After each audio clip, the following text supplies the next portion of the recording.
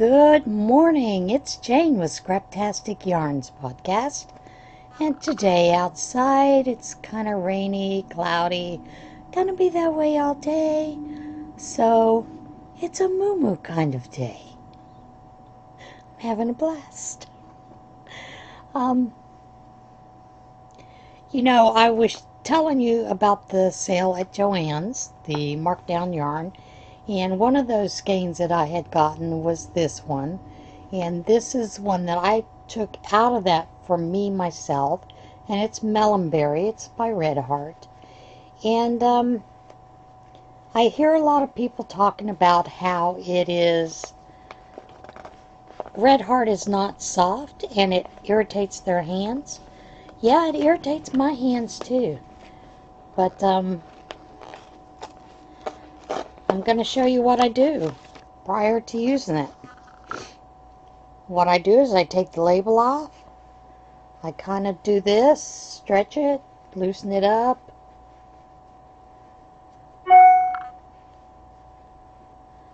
Put it in the lingerie bag.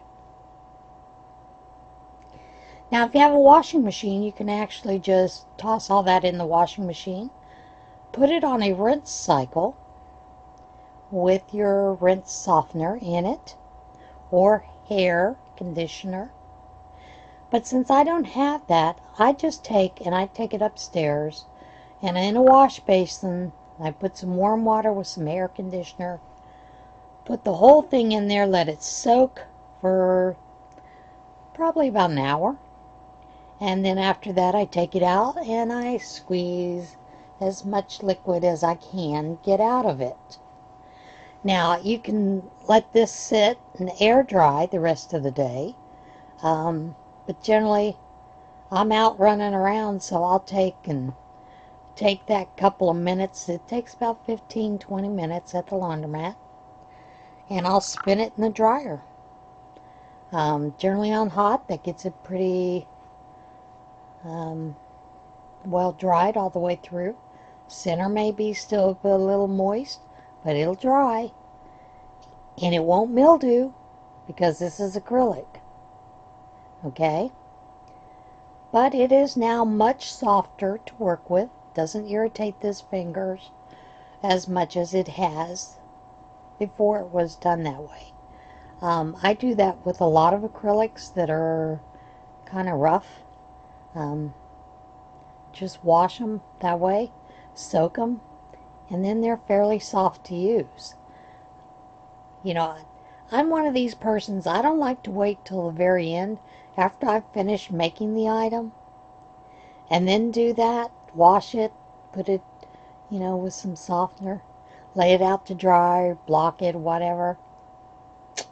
No. I use a lot of acrylic because of the charity work that I do, and it just works for me that way. Helps, like I said, because I use so much of it, it needs to be softened up. I always keep my labels so I can put my labels back around it. And generally I won't work with it this way anyway. I'll roll it up into a ball the way I do hand-wise. So just thought I'd throw that out there. We have that prayer shawl. A lot of the ladies don't like working with the Red Heart, but it is a hard-wearing yarn. And it is, it can be used, washed industrially if it's going to a nursing home, hospital, those kind of things, hospice, to where you don't have to worry about shrinking it and ruining it. So that's why for charity work I use a lot of acrylic. And there are ways to soften it up. A lot of people don't like to do that because it takes a little more time out of their day. But, if you're working with it and it's irritating your hands, take an extra minute and soften it up. Now, I'm going to insert a little clip here. And then I'll explain what happened the day before because, Sunday I didn't film. but there were reasons I didn't film, so I will explain that after you see this little clip.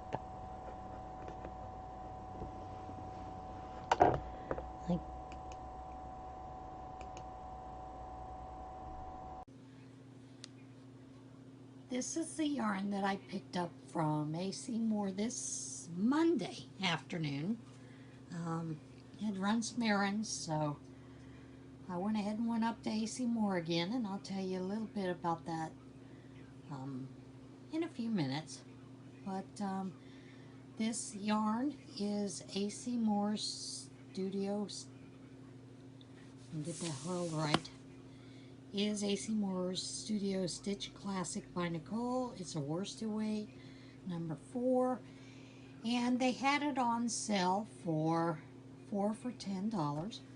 Plus they extended the 20% off coupon, which made it $2 all, which in my judgment is a pretty good price. I needed to restash on some colors for my personal stash, because I love using this for the baby hats and certain items. So yeah, I stopped there, and that's not the only place I stopped. Well, now here's the explanation. Normally I would have gotten everything the day before on Sunday when the initial coupon was out. My husband had an event that he had to attend at the university to greet new students, so we had to be back by a certain time. When we got in there, I noticed that there wasn't the sign up for the 4 for $10, and I'd already grabbed a bunch of yarn to finish out the prayer shawl yarn for October, and I grabbed a couple of skeins for me, quite a few of those that were in that bin that I showed you, and I looked around and I'm like, well, everything else looks like it's the price I saw in the weekly ad, but it shows the basic studio over there, which is the smaller skeins, and it's a little rougher. It doesn't feel as good as the Stitch Studio Classic, and I thought, oh, well, it's wrong. So I just took out what I needed, because I love how these work up for baby hats. And I got those. And then I got about, I believe it was 6 skeins for the prayer shawl group, because I figured that would finish out that amount of money I had for October's yarns. And it was a little under with the coupon, because math, hard, couldn't do it in my head. And so I kind of, okay, well, I need to add a couple more skeins later on, here or there, that I get. So we had to be back. We didn't investigate any further, and I still wanted to go to Michael's. So we had to be back. We went back. I did some things I needed to do that afternoon. And then Monday came. I had to run errands. Part of that was going to Williamsport anyway, drop off some baby hats. So I thought, 15 more minutes, I'm at Cmore and Michael's. And they extended the coupon for that 20% off all sale and regular prices. So that's where I went, and I got that. Got a couple of more skeins to finish out the prayer shawl group's budget. And then I went over to Michael's. And I went over to Michael's because I want to make that cuff-to-cuff sweater. And I needed a few more of the latte cakes in the color that I wanted.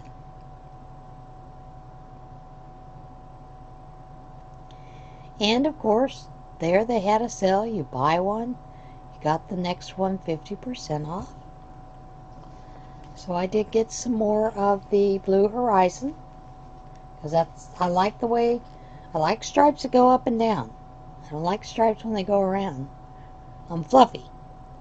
Fluffy girls look better in up and down. Round makes you fatter. Look fatter. Doesn't make you fatter, just makes you look fatter. So I need to get a couple more skeins of that, so I grabbed a couple of those. And that was it for that day. You know, I was finished, came back, then I started working on some bags, getting bags finished. I have a couple that are ready to go, but they won't be up in the shop until Thursday, and I'll show you those later. So that was basically it for yarny stuff. As far as finished, not a cotton picking thing other than sewing bags. And I'm not ready to put them in the shop, so I will show you those at a later date. The only thing I did decide is I have a lot of cakes, so I am going to start challenging myself for using up those cakes. Now I do know that some of the Hercules and the Crux, I wanted to do the Study of Earth blanket. I just haven't started it because spring and summer I'm running most of the time. You know, I found myself saying I can't wait for winter for snow days, because snow days I can't go out and do certain things. So I have to stay home and crochet or knit. But it's okay, I'll survive it. I always do. So I decided that one of the things I was first going to start with was this inside out cowl, and that is in the October Crochet World, which should be out by now. I've had this magazine for probably 2 weeks, and it takes one cake, just one cake. I have a couple of single cakes by themselves, so I thought this would be a great way to use that up, or get close to using it up, because I don't think it takes the full cake. But that's what I'm going to do with a couple of those single cakes, because yeah, scarves. Everybody needs scarves. We need a lot of scarves. And this one is definitely long enough. It looks like it is doubled over. So I'm planning on working on that. I had printed off a vest. Let me see if I can find the vest. I think I stuck it in this. Maybe I didn't, but I'll look and see. But apparently I didn't. Yes, I did. I had wanted to do this vest, and you know, sometimes it's really important to read the pattern before you start. And this is the vest that I wanted to make. I don't want it as long, so it would be a shorter vest for me. But this is a pattern by Roan Strong. And when you go on to the Red Heart site it's made with the Huga yarn. And I don't plan on making them with the Huga. I'm going to use the latte cakes. It says that it goes all the way up to a size 3X. It says directions are for small, changes for sizes medium, large, extra large, 2X, and 3X are in the parentheses. However, when you read through this pattern, you are doing a foundation double crochet of merely 101 stitches.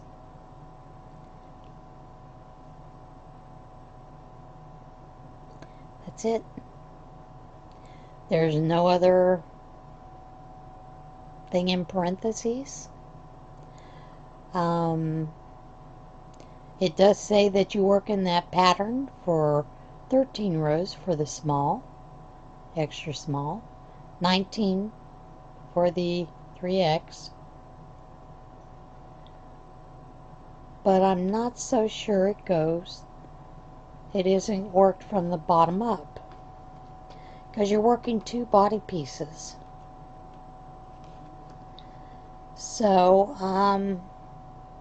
I am going to give it a shot to see. I've sent an email to Red Heart to ask if that is correct, because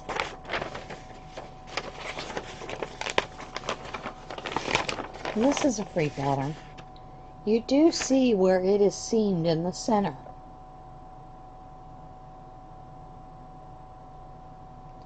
So maybe it is worked sideways.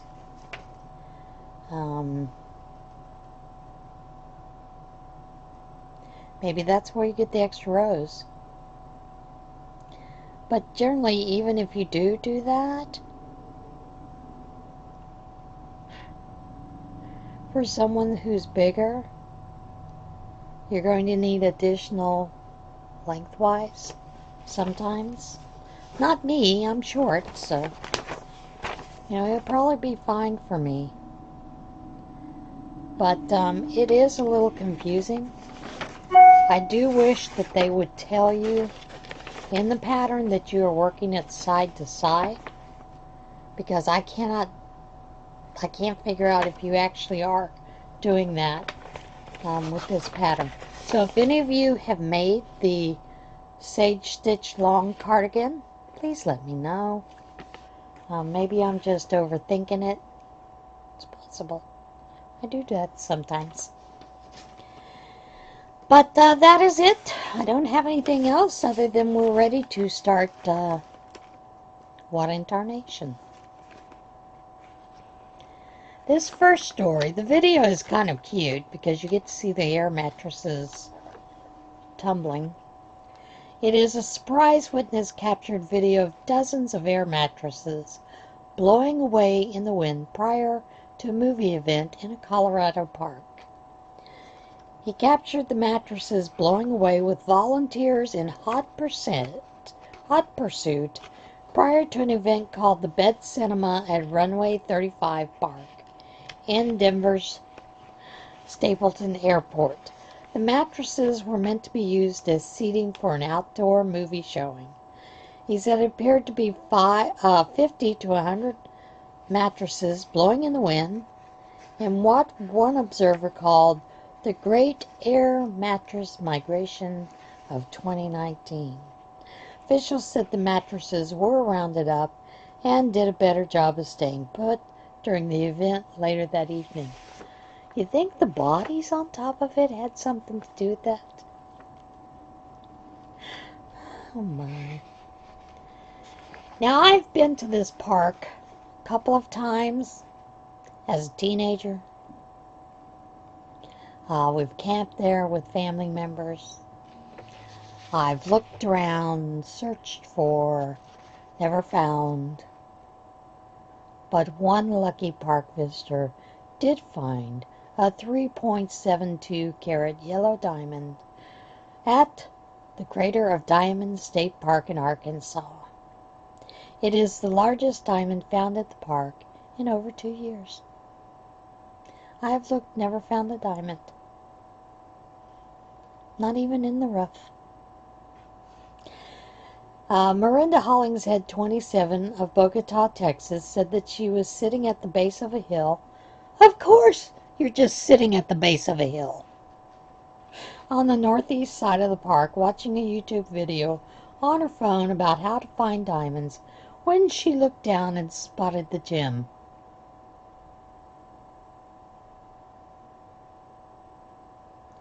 Why is it when you're actively searching for them, you can't find them.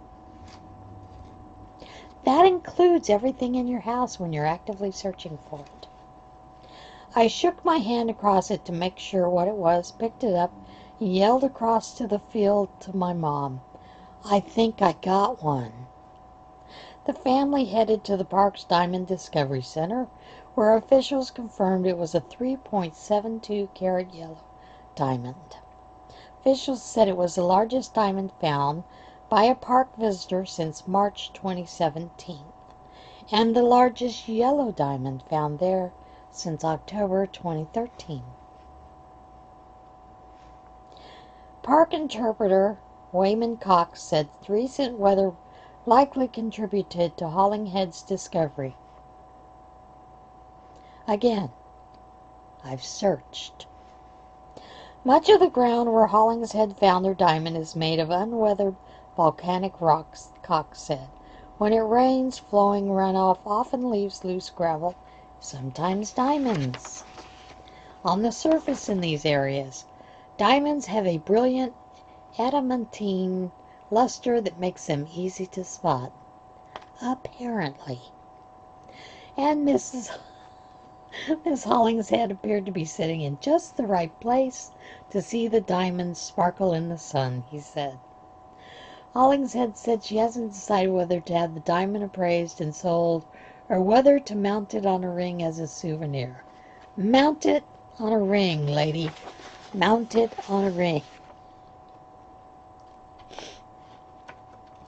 You know those emus that are loose, that emu that's loose in North Carolina?